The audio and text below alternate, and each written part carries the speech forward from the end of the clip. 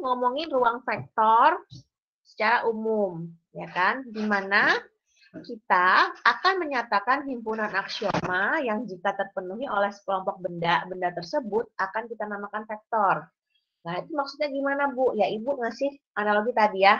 Kalau misalnya kita, ini ada ruang kelas, ya di dalam ruang kelas itu kan ada perangkat-perangkat yang apa namanya, yang mendukung ya kegiatan apa namanya belajar dan mengajar, begitu kan? Apa aja yang ada di dalam kelas itu? Ada kursi mahasiswa, ini kan kursi mahasiswa banyak, ya kan? Terus ada meja dosennya, ada kursennya, ada papan tulisnya, ya kan? Terus di dekat atapnya ini ada infokurs menggantung, begitu kan? Terus di sini ada pintunya. Terus di sini apa namanya ada beberapa jendela, begitu kan? Nah, artinya apa? Artinya kita membayangkan gitu loh, ya. Kelas itu anggaplah sebagai ruang vektor, begitu. Di dalam kelas itu ada benda-benda tadi. Benda-benda tadi itu yang kita sebut sebagai vektor, gitu ya. Jadi semuanya dibilangin sebagai vektor. Nah, di mana kan vektor tersebut juga punya tempat ya, tempat masing-masing. Artinya kan posisi kursi dosen, posisi apa namanya kursi mahasiswa, posisi papan tulis, ya kan, posisi jendelanya sebelah mana, pintunya sebelah mana, itu kan memiliki tempat sendiri-sendiri, ya kan, makanya dia bisa disebut sebagai vektor gitu ya. Nah, lalu di dalamnya itu, ya kan, dia memenuhi apa sih sifat-sifat dari ruang vektor tersebut gitu ya. Jadi di sini ya di paragraf 2 ada aksioma-aksioma tersebut akan dipilih dengan mengabstraksikan sifat-sifat yang paling penting dari vektor pada ruang ke N tadi. Nah, maksudnya apa? Contohnya misalnya dalam sebuah ruang kelas ya, si meja mahasiswa ya beserta kursinya itu memiliki spesifikasi tertentu, ya kan? Contohnya apa? Oh, contohnya kursi mahasiswa itu yang mejanya kecil bisa dibuka, tutup, begitu kan? Kalau mejanya dosen seperti apa? Oh, mejanya dosen spesifikasinya rata-rata ya seperti mejanya agak besar, agak lebar, gitu kan? Karena kan apa namanya dibutuhkan space yang lebih besar dibandingkan misalnya mahasiswa gitu ya, karena kan buat naruh laptop apa segala macam misalnya begitu. Jadi dia punya spesifikasi sendiri. Kursinya dosen pun nggak sama mahasiswa kan gitu ya, kursi dosennya yang apa yang agak besar gitu kan, yang warna hitam itu ya kan, yang agak empukan misalnya begitu kan. Terus oh misalnya ruangan sekian berarti kita butuh ventilasi jendela berapa kan begitu ya. Artinya apa? Artinya vektor-vektor tadi itu memiliki sifat-sifat ya yang memenuhi aksioma-aksioma atau syarat-syarat dia bisa dibilang sebagai oh iya ini spesifikasi kursi buat di ruang kelas. Kan beda kalau misalnya kita ngomongnya ruang vektornya bukan kelas, misalnya ruang vektornya ruang tamu gitu, kan kita nggak perlu kursi yang seperti di kampus, ya kan? Yang kita butuhkan sofa gitu kan. Nah gitu loh maksudnya ya. Jadi artinya apa? Dalam sebuah ruang vektor itu, dia pasti punya aksioma-aksioma yang akan dipenuhi oleh si vektor-vektor tadi. Nah, gitu. Jadi sebagai sifat. Nah, jadi dia punya sifat khusus ya. Jadi misalnya kayak kita benda gitu ya, di dalam ruang kamar tidur gitu. Kalau kamar tidur kan pasti apa-apa yang ada di kamar tidur itu mengabstraksikan itu buat tidur gitu kan, ya ada kasur, ya ada dipan, ya ada lemari, ya kan, gitu ya. Kan nggak mungkin di tempat ruang tidur kita naruh wastafel buat buat cuci piring. Kita naruh misalnya kompor, kan nggak mungkin gitu kan. Nah, jadi apa yang tadi Ibu bilang, vektor-vektor dalam ruang vektor itu punya sifat sendiri, ya, sifat-sifat yang mengabstraksikan bahwa dia punya ciri-ciri nih si ruang vektor ini. Nah, kalau ciri-cirinya di dalam ruang vektor secara kita ngomongin ini ya, nah ini disebutnya aksioma. Ya, begitu.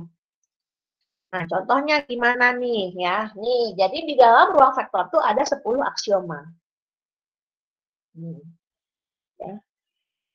Nah, Misalkan kita punya 3 vektor, di mana ketiga vektor ini merupakan elemen dari ruang vektor. Jadi ini yang beda ya. Jadi ruang vektor ini nih notasinya tuh besar seperti ini, V besar. V besar ini artinya apa? Ya, V besar ini artinya ini sebagai ruang vektor nih. Ini artinya ruang vektor. Nah, ini vektor-vektornya. Ya kan? Berarti vektor U, vektor V, vektor W itu anggota dari ruang vektor. Dan K, L itu adalah anggota dari bilangan real atau ini konstanta maksudnya. Ya. Nah, dia bilang gini, ruang vektor, ya kan, V dinamakan ruang vektor jika terpenuhi aksioma-aksioma ini. Ada 10. Jadi 10-10-nya itu harus terpenuhi, ya. 10-10 aksioma ini harus terpenuhi supaya kita bisa menyebut bahwa, oh itu dia ruang vektor. Ya, artinya apa?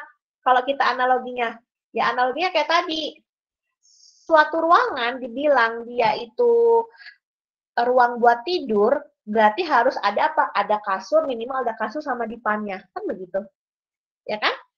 Harus terpenuhi itu. Misalnya suatu ruangan disebut itu sebagai dapur gitu ya. Berarti harus punya apa?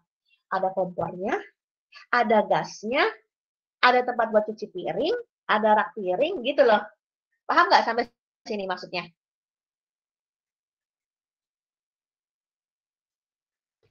Iya, Bu. Nah, gitu. Jadi sama ruang vektor itu ya disebut sesuatu itu disebut ruang vektor kalau apa? Kalau punya memenuhi 10 syarat ini aksioma ini gitu. Nah, di sini ada ya 1 sampai 10. Tapi pertama adalah ini Bu kasih warna hijau apa ini ya? Hijau lumut apa hijau apalah ya ini ya. Nah, ini kasih agak-agak warna agak-agak hijau ini apa? Ini sebagai aksioma yang penting buat diperiksa. Gitu. Jadi misalnya nih, ya, misalnya di dalam suatu ruang vektor, ya, dari 10 tadi kan ada 10 tadi aksioma ya, 10 aksioma. Nah, aksioma yang harus kalian pertama kali cek adalah yang mana aja gitu kan. Aksioma 1 sama aksioma 2. Aksioma 6. Gitu. Aksioma 1 yang mana? Yang ini. Jika U dan V adalah benda-benda pada ruang vektor, ya, di mana vektor U dan V ini anggota ruang vektor tersebut, maka kalau kita menjumlahkan vektor U dan vektor V itu, hasil penjumlahannya itu masuk ke dalam si anggota dari si ruang vektor tersebut juga. Gitu. Ya. Karena ingat, di vektor itu kan cuma ada 2, penjumlahan dan perkalian.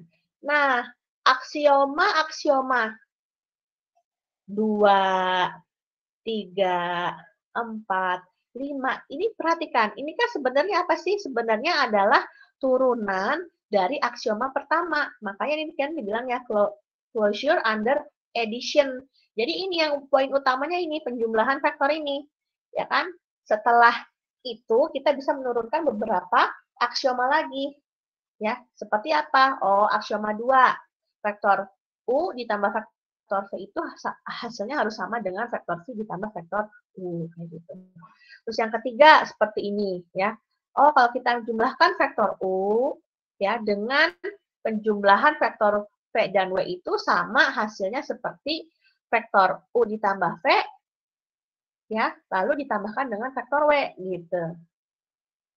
Ya kan? Terus syarat yang keempat, U ditambah vektor 0 itu sama dengan hasilnya 0 ditambah vektor U atau sama dengan U kayak gitu.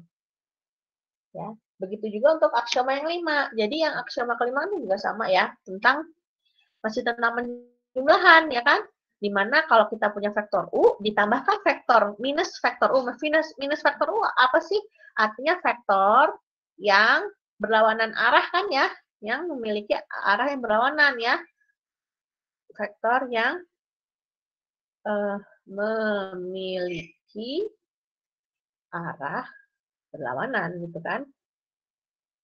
Nah, kalau kita jumlahkan vektor U ditambah dengan vektor yang berlawanan, itu hasilnya harus sama dengan vektor 0. Gitu.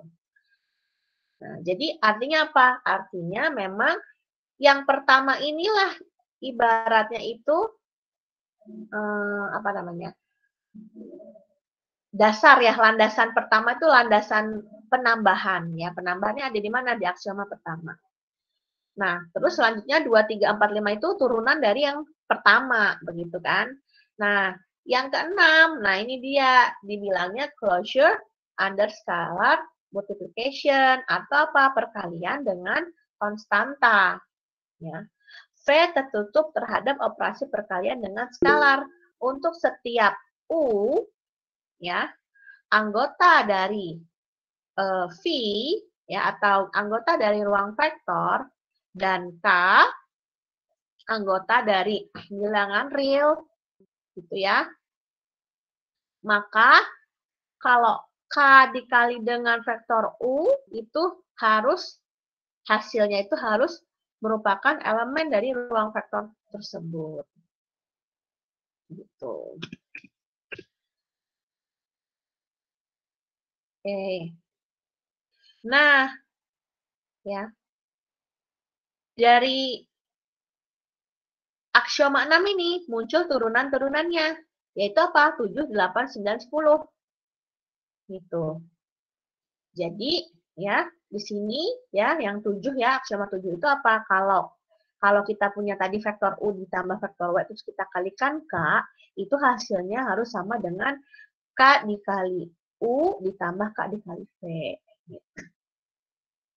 Yang ke-8, misalnya kita punya dua konstanta, ini L juga konstanta ya, di atas tadi sudah dijelaskan ya di sini ya. Di sini ada K sama L ya. Itu konstanta. Jadi kita punya dua konstanta, K ditambah L, terus kita kalikan dengan vektor U, maka itu hasilnya sama dengan vektor U dikali K ditambah vektor U dikali L, kayak gitu. Ya. Lalu aksioma 9, ya, kalau kita mengalihkan vektor U dengan L dulu, baru dikalikan dengan K, itu hasilnya sama seperti kita apa?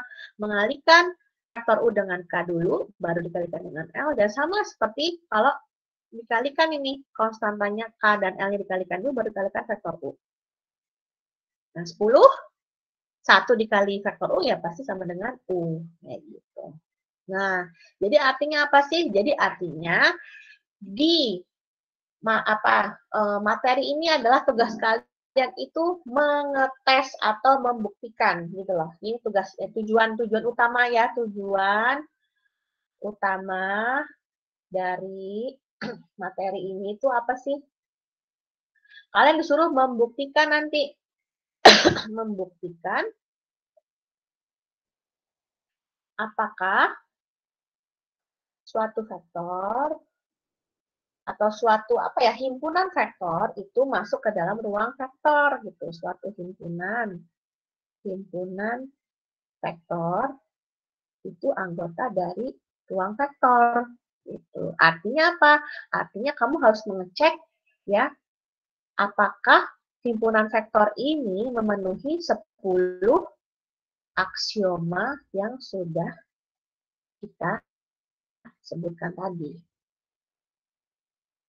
Cara memeriksanya gimana, Bu? Cara memeriksanya adalah pertama, verifikasi aksioma 1 dan 6. Jadi kamu harus memverifikasi dulu aja yang paling utamanya tadi. Ya, tentang apa landasan penambahan ya kan, penambahan dan perkalian ya tadi ya. Jadi yang ini yang nomor 1 dan 6. Jadi dicek dulu nomor 1 dan 6. Kalau nomor 1 dan 6-nya sudah terpenuhi, baru kita bisa memverifikasi ya untuk aksioma-aksioma lain dari 2, 3, 4, 5, 6, 7, 8, 9, 10. Tapi kalau misalnya 1 dan 6 aja sudah tidak sudah tidak terpenuhi ya artinya dia bukan ruang vektor kan gitu. Ya enggak? Jadi kalau misalnya ini terpenuhi ya, jadi gimana langkahnya ya? Cek dulu ya aksioma 1 dan 6. Kan? Nah, di sini kalau kita bikin flowchart gitu ya, bikin flowchart berarti ada 2. Terpenuhi gitu kan? Terpenuhi, ya kan? Di sini tidak terpenuhi misalnya gitu ya. Di sini misalnya tidak terpenuhi. Nah, kalau terpenuhi apa? Terpenuhi berarti apa? Cek aksioma 2, 5, sampai 10 tadi. Kalau dia tidak terpenuhi, ya berarti artinya kesimpulannya apa? Bukan ruang vektor. Gitu. Kan?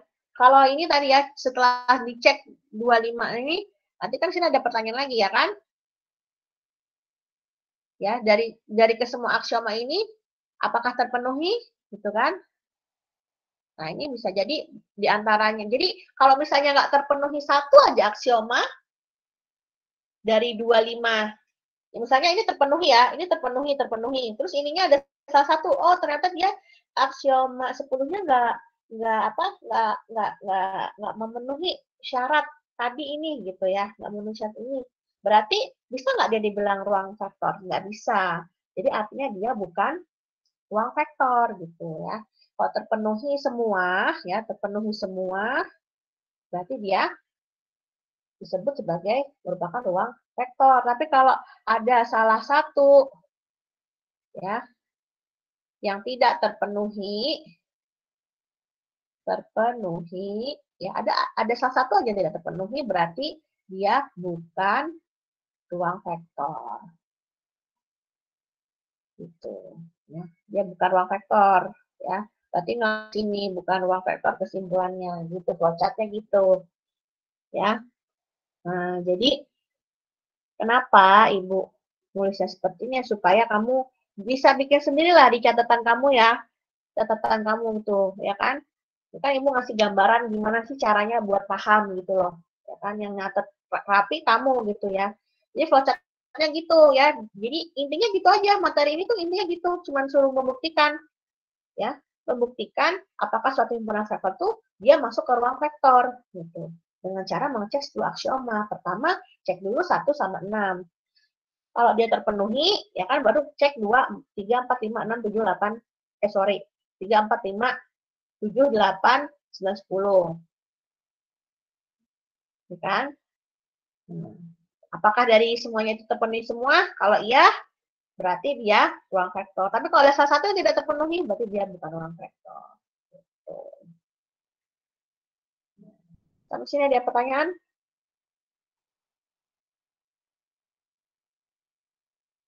Belum ada, Bu. Oke. Himpunan vektor. Euclides dengan operasi standar ya, operasi standar, operasi penjumlahan operasi dengan skalar. Oke. Nah, jadi contoh-contoh himpunan vektornya itu apa aja sih, Bu? Bisa ruang Euclides. Bisa berupa matriks M kali N. Bisa berupa polinom order. Jadi kalau misalnya kita analogikan ke ruangan yang tadi, ini tuh ibaratnya misalnya ruang kelas, gitu kan? Ada ruang makan, ya kan? Ada ruang tamu, ruang tidur, ada dapur gitu, ya. Jadi ibarat-ibaratnya tuh contoh-contoh himpun. Nah, di dalam ruang-ruang itu kan ada vektor gitu loh, ya kan? Nah, berarti kita mesti cek tuh kumpulan-kumpulan vektor yang ada di situ apakah memenuhi syarat-syarat gitu. Contoh misalnya gini, kamu mau di salah satu ruangan gitu kan ya, anggaplah dapur begitu ya. Dapur itu paling utama harus ada apa sih? Ya ada kompornya, ya kan? Sama ada gasnya. Kalau nggak ada kompor sama gas, gimana mau masak kan begitu. Nah itu sama tuh kayak maksudnya ibu tuh sama kayak aksioma 1 dan 6 gitu. Jadi kalau misalnya kamu bilang ini ruangan dapur tapi nggak ada kompor sama gasnya, gimana mau masak gitu loh. Berarti udah nggak bisa memenuhi ruang dapur dong, nggak ada kompornya, nggak ada gasnya gitu. Ya kan? Tapi kalau misalnya dicek dulu, ini bilang ini ruang dapur, dilihat oh ada kompornya, oh ada gasnya. Baru deh dilihat yang lain lagi. Oh di situ ada rak piring. Oh di situ ada apa namanya? Ada piring, ada gelas. Artinya apa? Artinya kan piring dan gelas itu juga sebenarnya bukan komponen utama yang harus ada di dapur kan, tapi dia kalau ada di dapur dia mendukung gitu loh. Tapi kan gelas dan piring juga bisa ada di meja makan gitu loh. Ngerti kan maksudnya Ibu ya? Jadi gitu loh. Jadi yang komponen-komponen kecil itu tuh yang pendukung doang kayak gelas, piring, sendok, itu tuh pendukung, komponen pendukung, tapi dia punya value tuh pendukungnya tuh nggak sekuat kompor dan gas gitu loh, ya. Gitu. Jadi karena apa? Karena eh, apa namanya? Si gelas, sendok dan garpu juga bisa ada di ruang makan tuh bisa di meja makan tuh bisa gitu kan di ruang makan gitu kan. Gitu. Dia kayak komponen pendukung aja gitu. Tapi yang paling penting ya tadi, yang kayak tadi aksioma 1 dan 6 harus terpenuhi. Sama seperti tadi, kompor dan gas harus terpenuhi. Jadi yang lainnya kita lihat-lihat aja di dalam situ ada apa aja, faktor-faktor yang lain gitu. Ya kurang lebih seperti itu ya analoginya.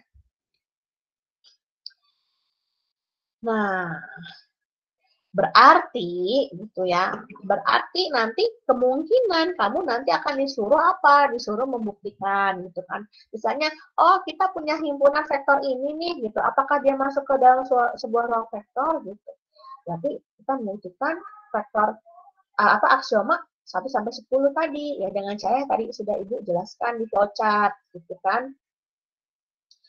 Nah, contoh ya, contoh di ruang Euclides orde ke N. Nah, jadi kita ambil contoh nih, contoh himpunan vektor Euclides itu yang nomor pertama ini ya. Ini salah satu contoh gitu loh ya, dari beberapa ruang vektor gitu kan.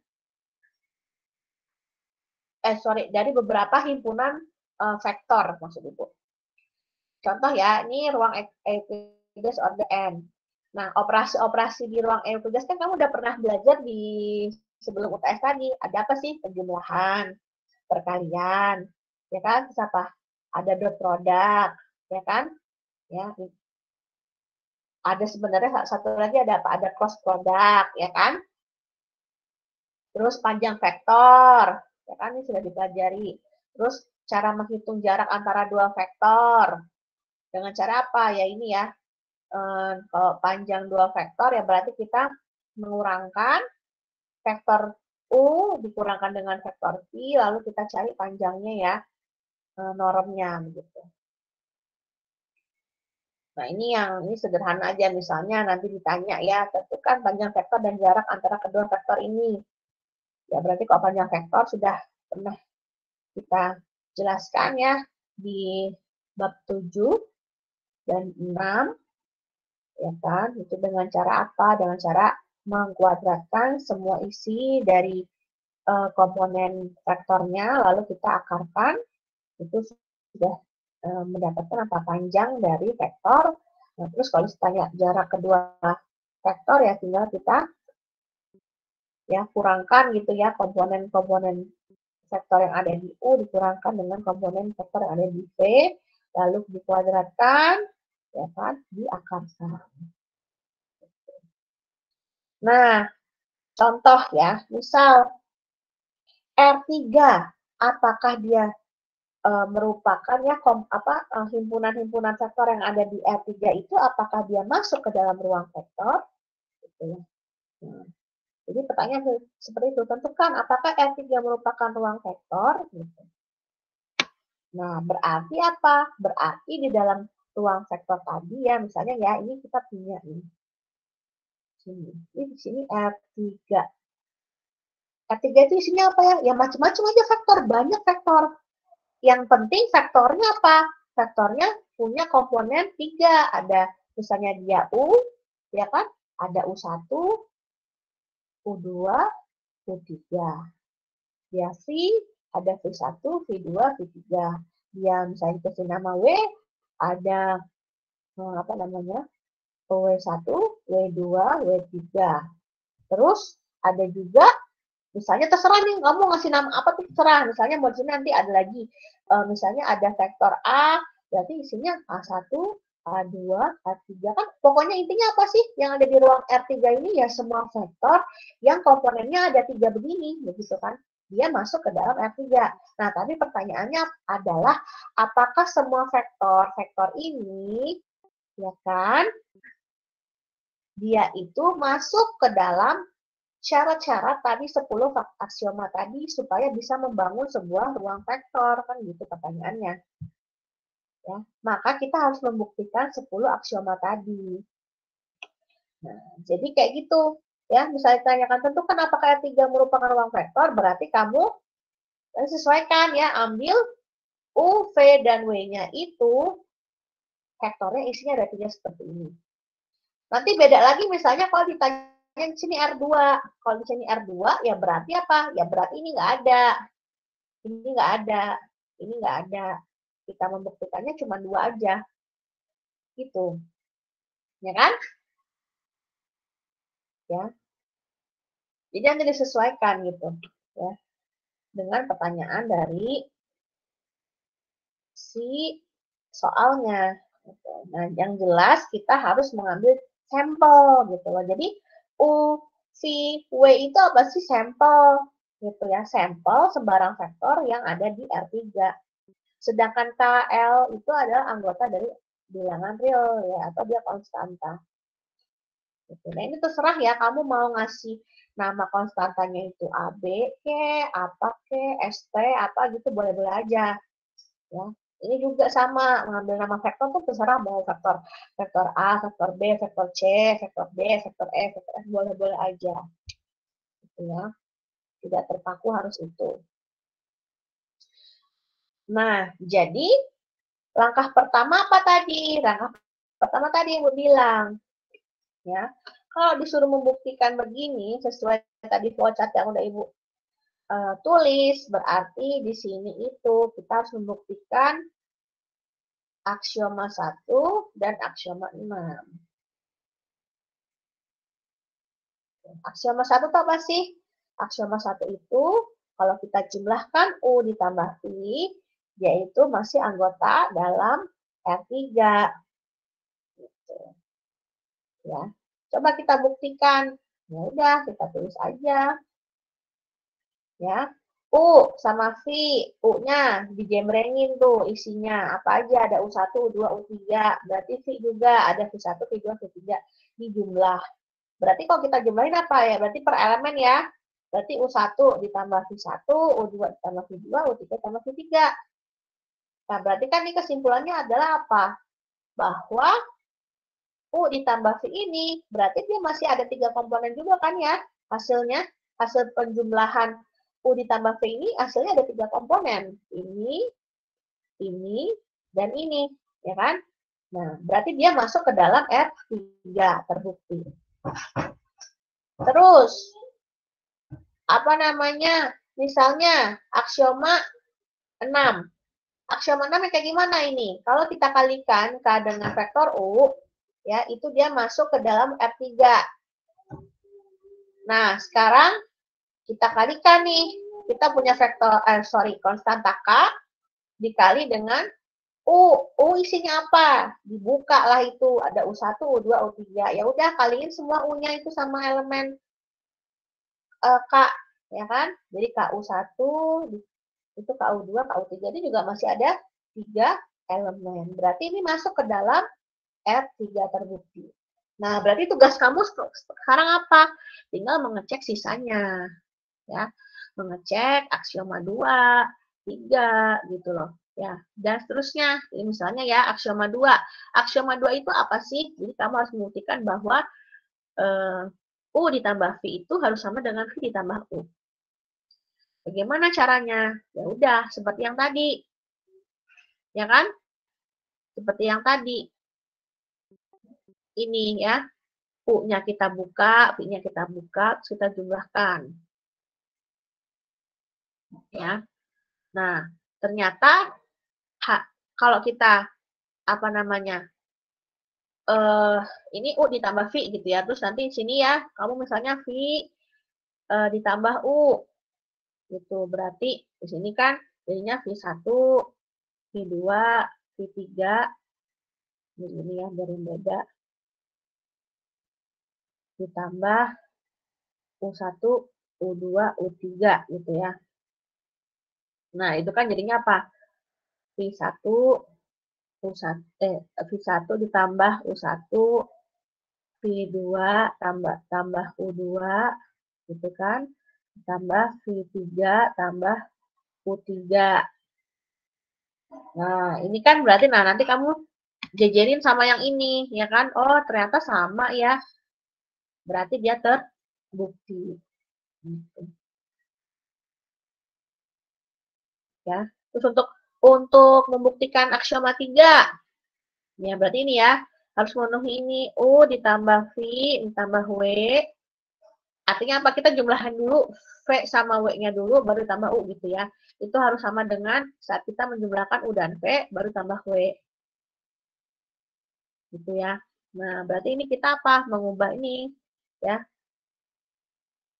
Jadi apa? Ini semua dibuka juga, ya kan? U1, U2, U3. Nah, terus ini kita V ditambah W. Berarti apa? V1 tambah W1, V2 tambah W2, V3 tambah W3 kan gitu. Ya. Terus setelah itu apa? Setelah itu kita jumlahin U1 sama komponen ini. Kita jumlahin ini sama yang ini. Ya kan? Terus kita jumlahin yang ini sama yang ini. Gitu kan? Terus kita jumlahin ini sama yang ini. Nah, hasilnya ini. Nah, ya, ini semuanya ini hasilnya.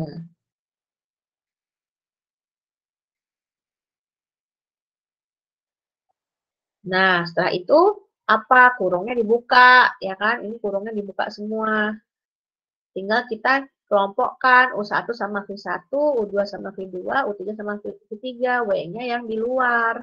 Kan gitu. Ya kan? Nah, berarti kalau kita udah kelompokkan begini, ya, berarti U1 V1, U2 tambah V2, U3 tambah V3 ditambah dengan W-nya kita keluarkan, ya, sehingga adanya di sini ya, faktor W-nya kita keluarkan jadi W1, W2, W3.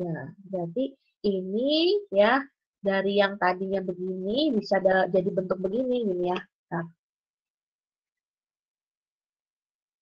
jadi poinnya adalah kita kayak memberi tahu gitu loh bahwa dari bentuk ini, ya kan, dari bentuk ini bisa jadi bentuk seperti ini gitu, dimana ini itu, ya kan, yang atas ini ya, yang merah ini, yang di atas ini kan hasil bentuk dari U ditambah saat faktor V dan W dijumlahkan duluan ya. Nah, kalau yang bawah ini, yang merah yang bawah ini berarti dia apa? Ini jangan merah juga deh.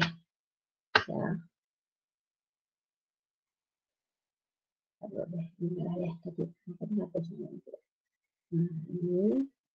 ini menggambarkan si punyanya ini kan. Nah, sedangkan yang hijau, ya kita kasih hijau. Ini menggambarkan ini gitu. Sehingga terbukti. Dan seterusnya gitu ya. Ini kok double-double. Harusnya ini 2 kali ya. Ibu ya. 5, 7, 8, 9, 10. Ini berarti ke double ya ini ya.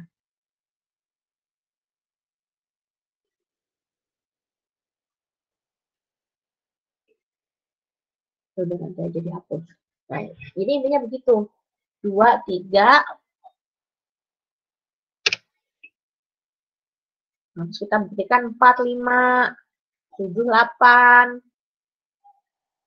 9, 10 tuh ya. Nanti ini bisa kalian ini apa namanya?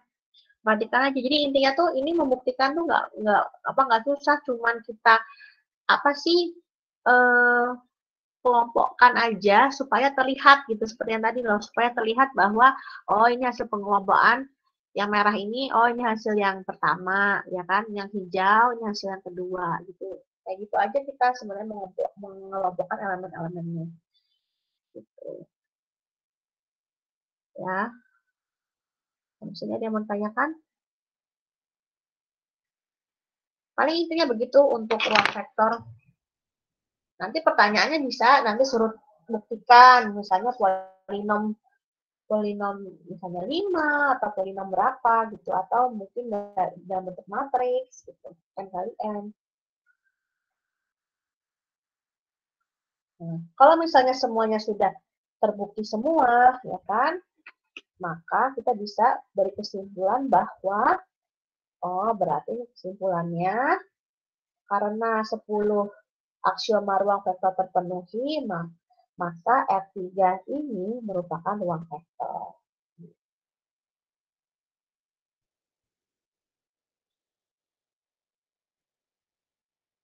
Ya, ada yang mau tanyakan dulu nggak?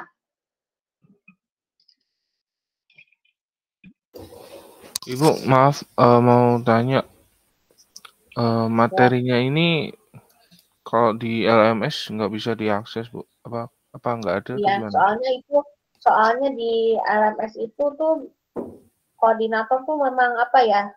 Ini ya, belum upload gitu. Jadi di uploadnya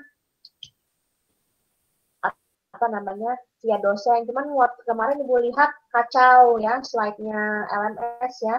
Jadi nanti kalian tinggal ini aja, nanti ibu kasih kan biasanya kan yang ibu selalu share itu yang habis ibu jelasin kan. Nah nanti habis ini nanti ibu upload yang ini yang udah ibu coret ini biarin kamu jadinya ngerti maksudnya gitu ya, kan biasanya seperti itu. Emang kalau yang dikasih dari koordinator itu masih kacau, jadinya apa ya, susah dipahami gitu ya, kayak yang ini ya, ini kok nggak ibu ganti sendiri ini ya, apa sih, kan kalau misalnya kita nulis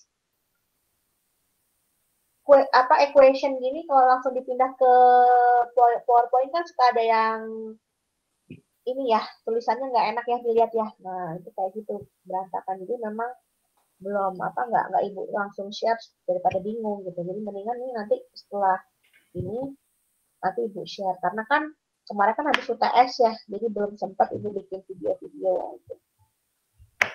Nanti bisa sama ibu di itu di LMS. Oke, baik Bu, terima kasih. Ya. Gitu. Ada lagi yang mau ditanya? Untuk ini materinya.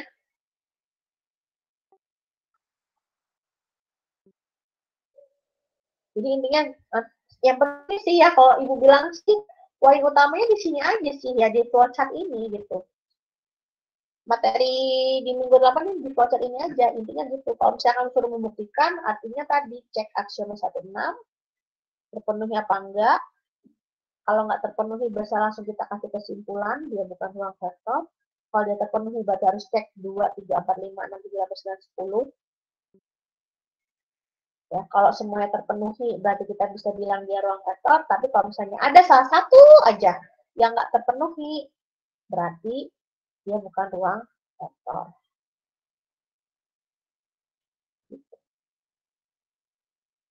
Nanti pertanyaannya cuma kayak gini-gini aja ya, tentukan apakah ini R3 ini masuk ke dalam ruang vektor. Tentukan apakah misalnya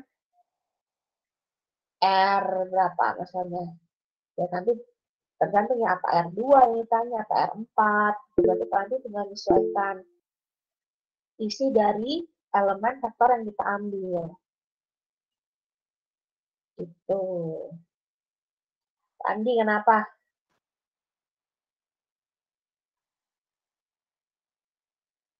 Mau nanya apa, Randi?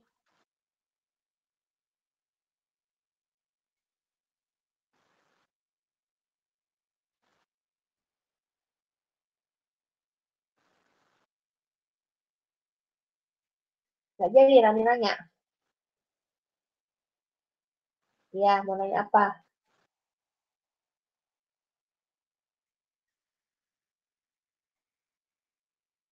Kamu mic-nya error karena mau nanya atau apa? Atau tadi nggak kepencet?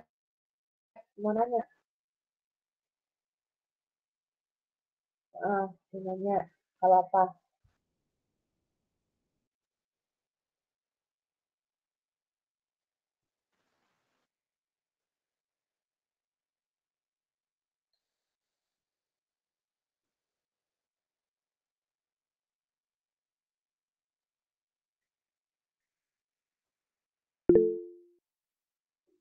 Loh iya, harus cari semua aksiomanya. Kan nggak bisa, enggak. Kalau yang untuk ruang vektor gini. Ya, jadi yang tadi seperti, iya, cari 10-10-nya. Jadi misalnya, apa namanya, kita ngambil salah satu aja. Misalnya yang 1 sama 6-nya udah terpenuhi, tapi kita cuma ngambil beberapa gitu. Tapi kan kita tidak bisa memastikan bahwa apakah semuanya akan bisa apa namanya akan terpenuhi itu karena bisa jadi di salah satu aksioma dia nggak terpenuhi gitu kan. Jadi untuk memastikan kita memang harus mencari 10-10-nya. Nanti berbeda saat kita ngomongin subruang. Kalau subruang nanti akan kita bisa reduce. Jadi kita nggak perlu hanya apa tidak apa ya tidak harus mengecek 10 dari aksioma tersebut. Kalau subruang artinya kan dia di dalam ruang vektor ada ruang vektor lagi kan. Jadi kita tinggal mengecek ya beberapa aksioma saja dari 10 aksioma tadi. Gitu. Itu kalau di subruang, tapi kalau untuk ruang vektor ya harus cari 10-10-nya. Oke, udah jelas ya? Ada yang mau ditanya lagi? Nggak ada? Nah, sekarang kita perlu membuktikan, ya, tadi kan ruang Euclides sudah. Bagaimana cara membuktikan yang ini? Yang ini nih, bagaimana cara kita membuktikan apakah sebuah matriks berukuran M kali N itu termasuk dalam ruang vektor, dan apakah polinom pangkat N itu masuk ke dalam ruang vektor juga. Gitu. Nah, itu yang kedua itu Ibu kasih tugas buat tugas minggu ini. Itu aja ya. Jadi, tugas minggu ini nih ada kebagian nih. Raffi sama, jadi ini maksud Ibu nih ya, ini yang berdua nih, ya, tekan tugas 8 nih. Raffi sama Giovanni berdua kan ada 10 aksioma. Ya kan? Buktikan 5-5 gitu. Raffi buktiin ada 5 aksioma, si Giovanni ada 5 aksioma. Gimana nanti kalian diskusikan apakah semuanya terbukti? Kalau terbukti berarti kesimpulannya dia ruang vektor. Gitu kan? Terus nanti yang nomor 2 juga ya. Polinom order 2 tuh artinya apa? Polinom order 2. Ini takutnya kalian nggak tahu. Polinom order 2 tuh apa namanya lambangnya P2 ya. Itu maksudnya apa sih itu? Maksudnya adalah apa namanya? Perkalian ini, perkalian kuadrat gitu ya. Perkalian kuadrat di mana X kuadrat ditambah X ditambah C. Ya, tapi nanti ini kamu sesuaikan sama vektor. Ya, jadi bukan dalam bentuk X kuadrat Y kuadratnya ada ya, tetap dalam bentuk ini maksud Ibu, tapi nanti disesuaikan sama vektor-vektor yang kamu ambil gitu.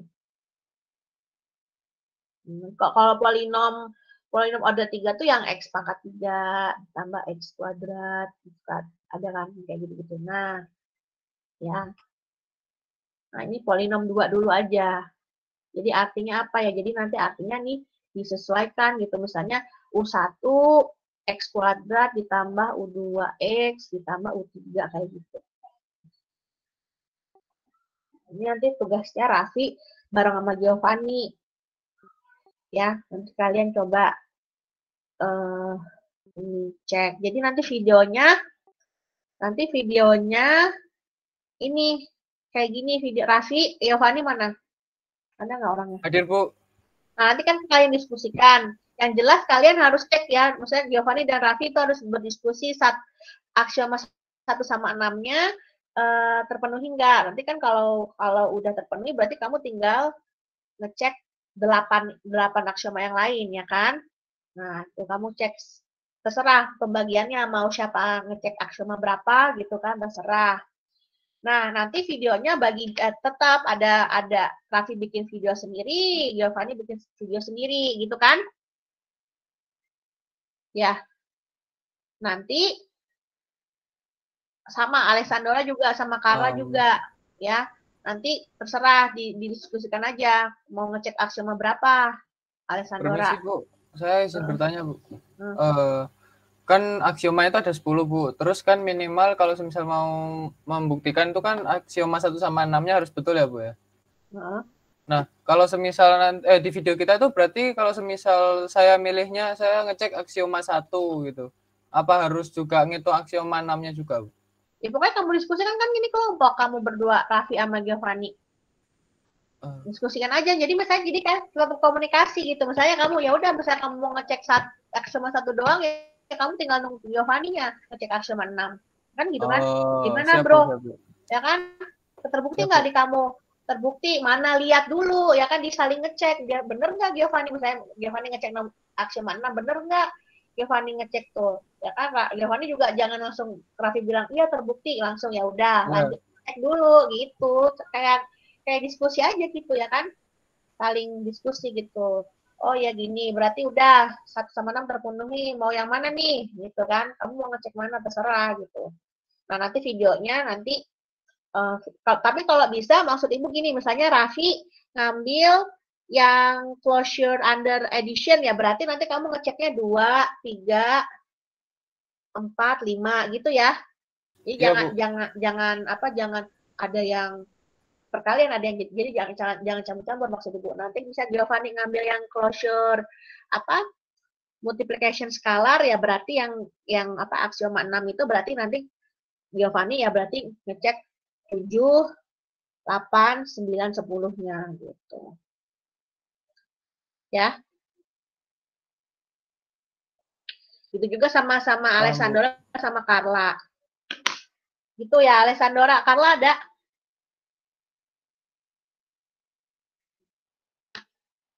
Nggak ada orangnya.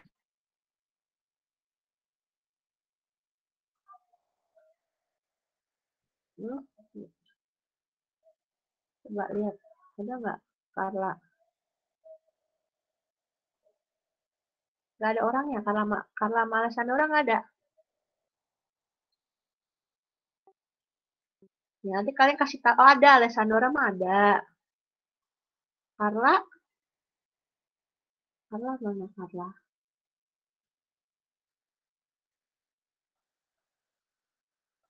Salman? Ada nggak? Hadir Bu, hadir. Nah, kamu kasih tahu tuh ya, Alessandra sama Carla kan nggak respon. Kasih tahu tuh dia dapat tugas. Baik Bu. Terus kasih tauin yang tadi maksud ibu. Tadi yang kayak Raffi sama Giovanni itu loh, yang bagi 2 itu. Kalau ini Alessandra-nya kok nggak komen ya, padahal ada loh. Kenapa nih? Dia lagi nggak di tempat kah atau apa? Ya, jadi kurang lebih seperti itu. Nanti seperti biasa ya, karena kan kita kan terakhir itu kalian kan tanggal 27 kan ya. Terakhir perkuliahan. Nah, jadi maksud ibu ya minggu ini tetap ada tugas. Karena kan minggu depannya kan kalian libur ya nggak dikasih tugas. Gitu. Jadi nanti tugas yang apa sih namanya? Tugas yang harusnya dibahas minggu depan ya nanti kan dibahasnya pas saat masuk. Nah gitu ya. Kalau nggak ada yang ditanyakan ya udah selesai perkuliahannya. Nanti minggu kita habis lebaran, tanggal 12 kita masuk ke subruang. Nanti video sama materi sudah ibu berikan ya. Jadi bisa kalian pelajari sebelum perkuliahan berlangsung begitu. Ya, jadi nanti seperti biasa ya karena kemarin habis UTS ya jadi ibu belum sempat bikin video, belum sempat ngedit di slide-nya gitu, tapi untuk minggu ini doang. Nanti minggu yang setelah tanggal untuk perkuliahan di tanggal 12-nya insya Allah sudah lengkap gitu ya. Oke, Ibu rasa gitu aja ya. Tidak ada yang tanyakan lagi. Kalau nggak ada, oh iya sama satu lagi ya. Untuk nilai UTS ya, nanti insya Allah akan Ibu keluarkan mungkin besok ya ke Ibu, maksudnya ke IGADIS itu besok. Ya, jadi kemarin sudah ya mahasiswa-mahasiswa yang tanya ke Ibu tentang misalnya ada yang misalnya jawabannya 2, ya di dalam satu soal itu ada jawaban 2, ada yang apa namanya tidak ada jawaban segala macam. Kemarin sudah Ibu koreksi secara manual ya, dan misalnya ya ada soal yang jawabannya ada 2 begitu ya. Lalu misalnya ternyata dikunci itu jawabannya A, tapi jawaban apa yang sama itu di B gitu ya. Terus ada mahasiswa yang memilih B jadinya salah, itu sudah Ibu itu manual ya, udah Ibu edit sendiri ya di LMS ya. Jadi semua nilai nanti yang keluar adalah nilai yang sudah Ibu koreksi juga secara manual gitu. Karena ada juga yang nanya tapi ternyata memang bukan itu ya, yang ditanyanya bukan itu. Jadi dia bilang, aduh nggak ada jawabannya gitu kan, tapi ternyata memang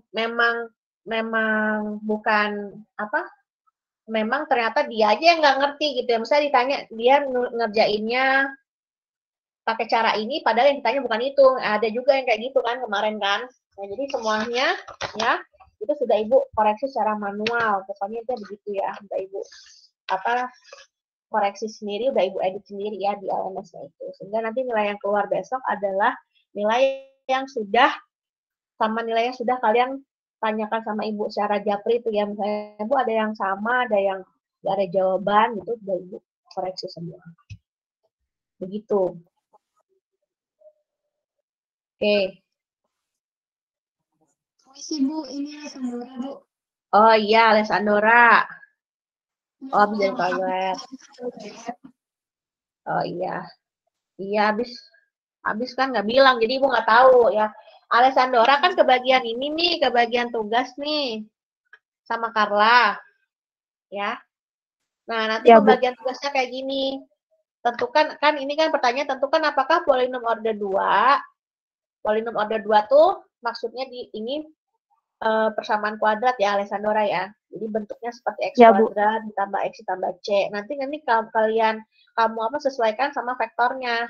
Ya, nanti sesuaikan sama vektornya. Berarti nanti ada vektor U1, U2, U3, nanti dimasukin ke dalam setiap polinom ini gitu kan.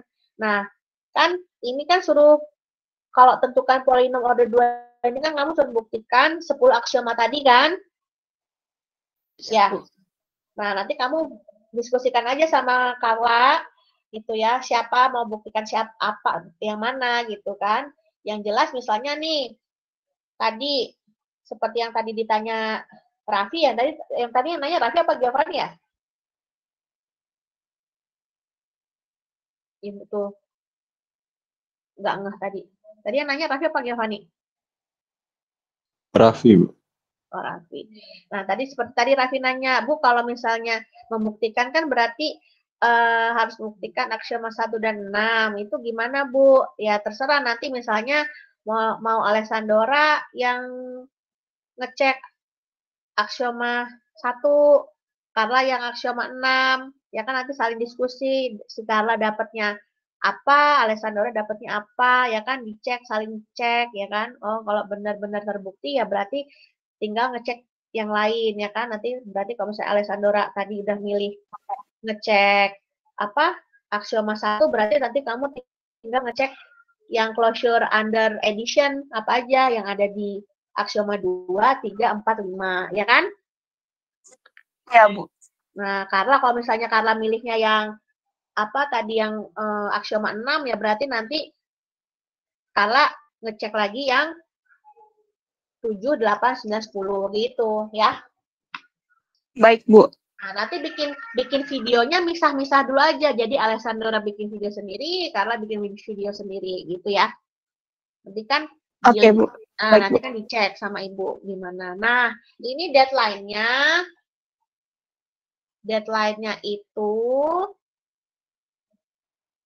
tanggal 27 April 2359 ya. Nanti Ibu bikinin, Ibu belum sempat bikin tempat uploadnya. Jadi ini hari Rabu. Ya. Nah, ini deadline-nya. Nanti ini dibahasnya nanti tanggal 12 April. Ya. Ini dibahas, tapi dikumpulinnya ini. Dibahas. Nah, gitu aja ya. Alessandra, ada yang bertanya kan nggak? Oke, Bu. Tidak ada. Makasih banyak, Bu. Nggak ada ya. Ya udah, Permisi, berarti Bu. kalau kayak 12 gitu. Mei ya, Bu ya, dibahasnya. Oh iya, lupa 12 Mei. Iya, 12 Mei. 12 Mei. Oke, gitu ya. Udah, berarti kalau gitu Ibu akhiri ya perkuliahannya ya. Terima kasih telah mengikuti perkuliahan dari awal sampai akhir. Ibu sampaikan, mohon maaf lahir batin. Ya, nanti kita libur dulu. Hampir berapa kita libur? Hampir 2 minggu ya. Kita libur dulu 2 minggu, nanti kita ketemu lagi tanggal 12 Mei. Ya, semoga semuanya, maupun yang lagi mau nanti ada yang mudik, ada yang enggak, semuanya sehat semua ya, sehingga kita bisa bertemu lagi tanggal 12 Mei dalam keadaan sehat. Dah, begitu aja ya. Perkuliahannya Ibu akhiri ya. Assalamualaikum warahmatullahi wabarakatuh. Waalaikumsalam. Mohon maaf lahir dan batin, Bu. Mohon maaf ya, Bu. Terima kasih, Bu. Masih